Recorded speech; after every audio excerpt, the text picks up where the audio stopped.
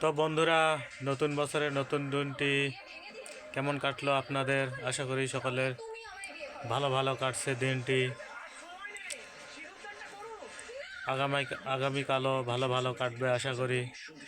তো আমি গরিব মানুষ, আমার অত ভালো দিনটা কাটেনি, কাজে কামে ব্যস্ত থাকি, সব সময় কাজ নিয়ে ব্যস্ত থাকতে হয়। তো আজকে আমার বড় ছেলে রাজ, তার আবার জ্বর সর্দি কাশ অসুখ ধরে গেছে বছরের শুরুতেই।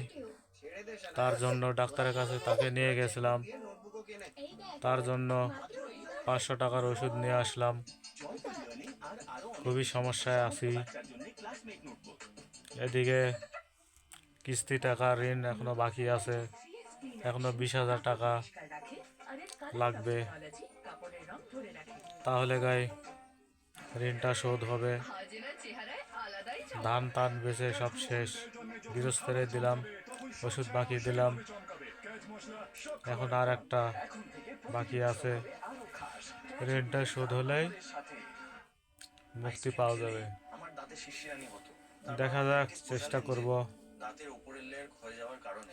ঋণ পান শোধ করার। সব বাধা বিপত্তি পেরিয়ে দুঃখ কষ্ট দূরে রেখেই সামনে এগিয়ে যেতে হবে। এটাই হলো জীবন গরিব মানুষের। তো সকলে ভালো থাকবেন। শুভরাত্রি সকলকে।